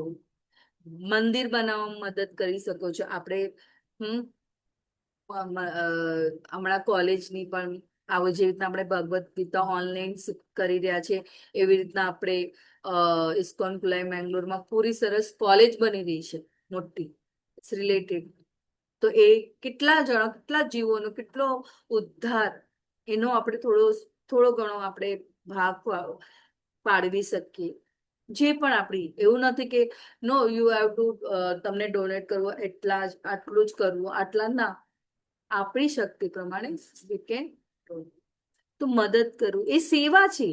એ જ તો જો કોઈ તેની પ્રવૃત્તિઓના અહીંયા ખૂબ સરસ રીતે આપણે અહીંયા સમજવાનો અને પ્રયત્ન કરીએ કે તેની પ્રવૃત્તિના પરિણામને ત્યાગ ના આપી શકે તો ઓછામાં ઓછા તેના પરિણામની અમુક ટકાવારીનો ત્યાગ આપી શકે છે. જેટલું પણ ભગવાનની સેવામાં જે કંઈ આપણને મળે છે, ભગવાને જે આપણને આપ્યું છે એ ભગવાનની સેવા. પરંતુ જો તું મારી આ ભાવનામાં રહી કર્મ કરવામાં અસમર્થ હોય તો તું પોતાના સર્વ કર્મોના ફળોનો ત્યાગ કરી કર્મ કરવાનો તથા આત્મસિદ્ધ થવાનો પ્રયત્ન તો શું કરી શકે છે? તો સર્વ કર્મ ફળનો ત્યાગ. આ સમજાય છે બધાને? અહીંયા સુધી સમજાયું બધાને? હા, હા માતાજી, સમજાયું. સમજાયું ને? કે પરંતુ જો તું મારી આ ભાવનામાં રહી કર્મ કરવા અસમર્થ હોય તો આ પણ તું કરવામાં અસમર્થ હોય તો કર્મના ફળનો ત્યાગ. સ્થિતિ પ્રમાણે હજી વધુ સરળ ઉપાય આપે છે. સીધી સેવા ના કરી શકે તો હજી કે આ ફળનો ત્યાગ. હરે કૃષ્ણ મયુરી માતાજી. હરે કૃષ્ણ. પરંતુ જો તું મારી આ ભાવનામાં રહીને કર્મ કર. મને છે ભાવનામાં રહીને કર્મ કરવાનું કેજો ને. પરંતુ જો તું મારી આ ભાવનામાં રહી કર્મ કરવા. ભાવના અથ એતદ પ્યો શક્તિ અસી. જો તું આ મારા માટે કામ કરવું જે છે ભાવ એ ન કરી શકે. જેમ કે એક્ઝામ્પલ. હા, પ્રભુપાદ કહે છે અહીંયા કે દરેક વ્યક્તિ તરત ભગવાનની સીધી સેવા ના કરી શકે એવું જરૂરી નથી. પણ અહીંયા ભગવાન સીધું હવે સરળ ઉપાય સમજાવે છે. શું? મધોગમાશ્રિત એટલે મારા યોગનો આશ્રય લઈને. તો કયો? અહીં મધ્યોગ એટલે કે ભક્તિ યોગ છે. તમે અહીંયા મીનિંગ જોશો તો મધ્યોગ એટલે ભક્તિ યોગ.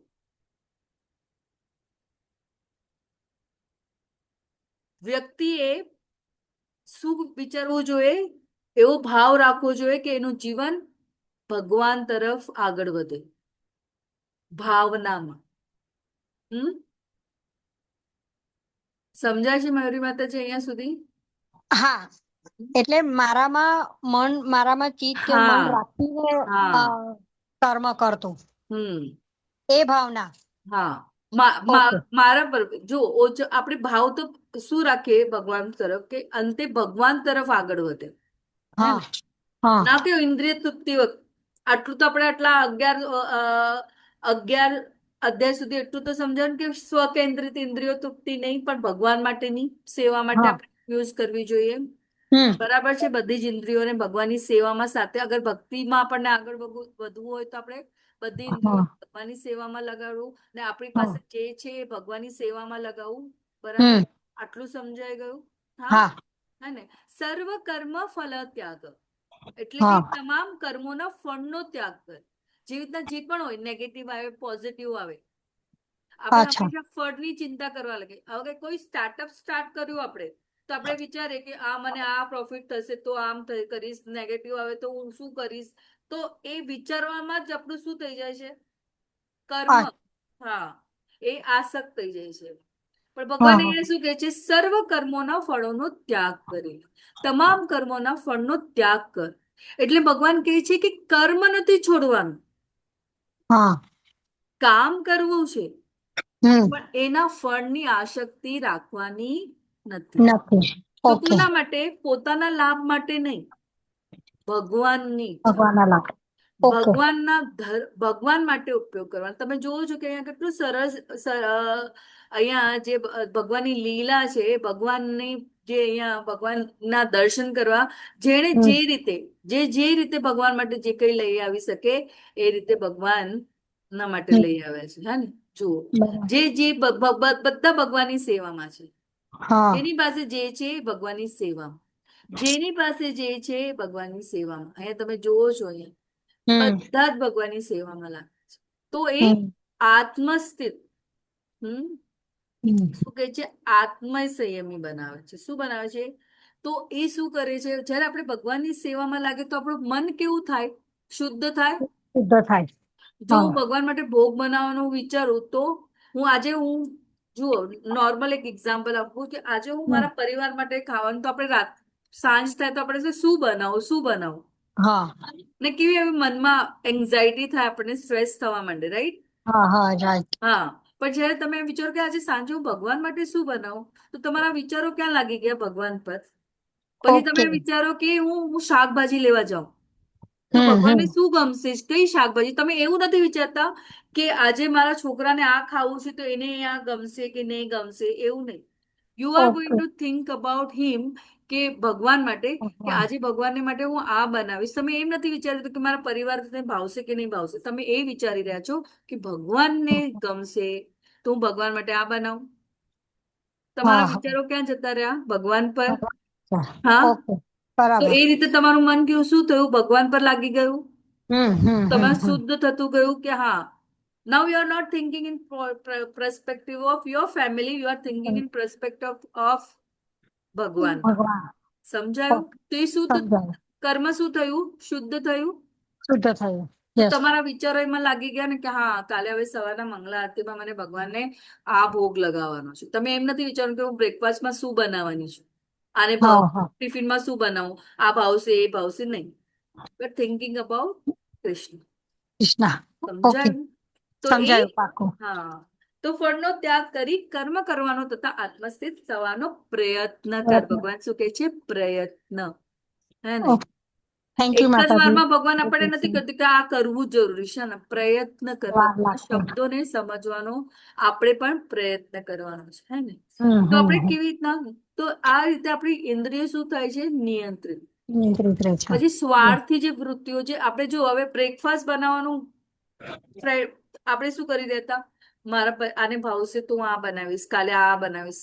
પણ ના, હા ભગવાનને તો એ શું થયું? એ સ્વાર્થી આપણી વારથી જે ઈચ્છાઓ જે છે એ ભગવાન તરફ વળે છે. વળી તો ગઈ. એ શું થાય છે? આપણું હૃદયને પવિત્ર કરે છે. હે ને? શુદ્ધ થઈ ગયું. હા અને હા એ શુદ્ધ થાય છે. અને એ પછી નિયમિત અને શિસ્તબદ્ધ, એટલે કે આત્મસ્થિત થવું. હે ને? હા હા આત્મા સ્થિત થશે. બરાબર. હા, તો બરાબર. ધીમે ધીમે આપણે એ પ્રગતિ થાય છે આપણે. તો હમ ભગવાન આપણા માટે શું કરે છે? ભક્તિને સુલભ બનાવે છે. હવે મારી પાસે આઈ એમ વેલ ટુ ડુ, સો હું શું કરું? મારી પાસે છે, પૈસા છે, તો વોટ આઈ વિલ ડુ? હું ભગવાન માટે, મારી પાસે 100 છે તો હું 25 ભગવાન માટે રાખીશ, કે ભગવાન આ તમારા માટે. This is what I start. જે મારી પાસે છે એ ભગવાન માટે વાપરું છું. બરાબર છે? એ બરાબર. તો ભગવાન કહે છે કે હા, આ જ્યારે આપણે ભગવાન અહીંયા કહેવા પણ જરૂર, બાર્ટર એક્સચેન્જ. હું 101 રૂપિયાનું તમને શું કરીશ? મારું આ કામ થશે તો 101 રૂપિયાનું તમને હું ચાંદલો કરીશ, કે જે પણ નાળિયેર ફોડીશ, 5 નાળિયેર ફોડીશ, 3. તો હા એ શું છે? બાર્ટર એક્સચેન્જ થયું. પણ એ ફળ કેવાય ને માતાજી. તો એ જ ને, તો એ સકામ કર્મ થઈ ગયું ને, તો એ હા, ભગવાન હા. માટે તો નહીં થયું ને, મારા માટે થયું ને. હા, હા, હા, હા.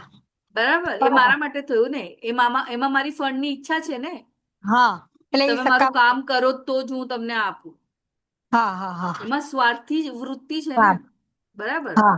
બરાબર. બરાબર, બરાબર. પાક્કું. નિસ્વાર્થ. આપણને નિસ્વાર્થ ભાવ. સ્વાર્થ કરવાનું છે. હમ. ઓકે. તો આગળ હરે વધીએ. કૃષ્ણ. Thank you. હરે હરે કૃષ્ણ. કૃષ્ણ.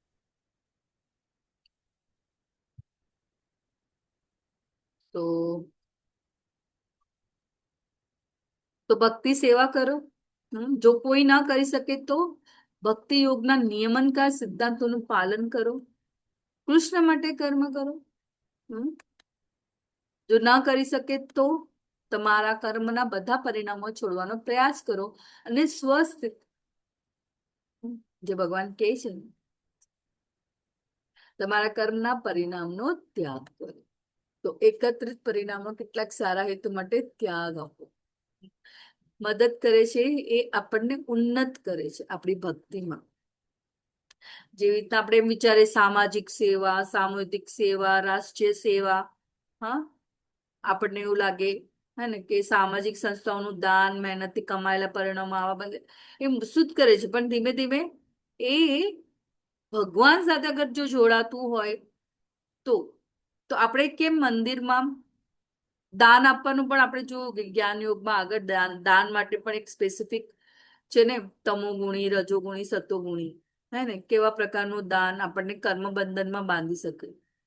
તો આજે આપણે જો કર્મ બંધનમાં ન બંધાવવું હોય તો ભગવાનની સેવામાં, મંદિરમાં સ્પેસિફિકલી, અને આપણને ખબર છે, હવે આપણે જ્યાં જોડાયા છે આપણને ખબર છે કે ભગવાન માટે જ યોગમાં લેવાશે. બરાબર.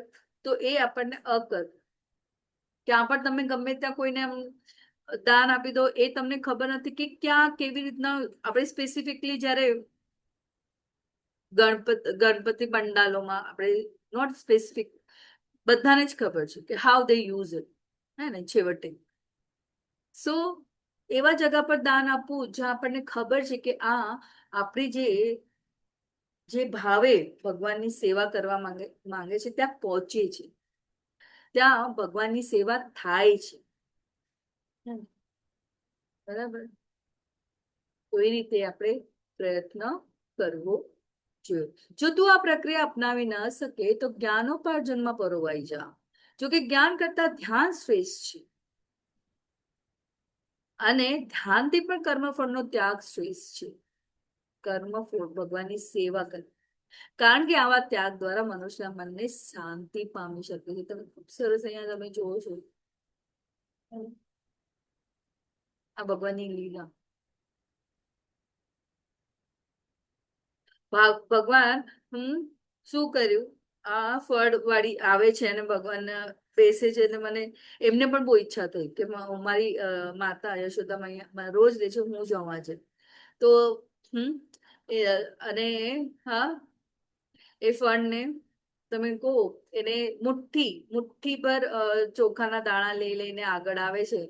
આવતા આવતા મુઠ્ઠીમાંથી એક બે દાણા કેટલા બધા સરી જાય છે અને નાખે છે, અને જ્યારે ફળ વેચવા વાળી જાય છે ઘરે ને જોવે છે તો હીરા જેવો. ભગવાન માટે કરેલું નાનામાં નાનું સેવા પણ એ આપણને શું આપે છે? આત્મ શાંતિ આવે છે, મનની શાંતિ આવે છે.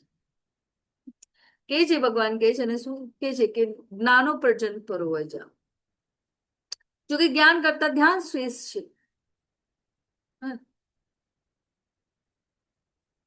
તો ભગવાનની ભક્તિમાં બધી જ ઇન્દ્રિયોને કરવું, ઇન્વોલ્વ કરવું, ઇટ ઇઝ વેરી. તો શું છે અહીંયા જ્ઞાન? તો એ છે જ્ઞાન શુદ્ધિકરણ, શાંતિ અને ધીરે ધીરે ઉન્નતિ. ધ્યાન શુદ્ધિકરણ, ધીરે ધીરે ઉન્નતિ, ધીરે ધીરે પછી નિષ્કામ કર્મયોગ ભક્તિ સેવાનો તબક્કે આવશે. પછી સાધના શક્તિ કૃષ્ણ પ્રાપ્ત કરવાની ઈચ્છા વિકસાશે ને પછી અનન્ય ભક્તિ છે સૌથી ઊંચી, એ કૃષ્ણ સાથે સંબંધમાં રહેશે. તો આ છે ધીરે ધીરે. હમણાં આપણે આ સ્ટેજ પાર કરી રહ્યા છે, એન્ડ ધેન ભગવાનની સેવા. તો જ્ઞાન, ધ્યાન અને ફળનો ત્યાગ. તો આપણે આ સમજી ચુક્યા છે, તો આને ડિટેલમાં આપણે આગળ વધશું.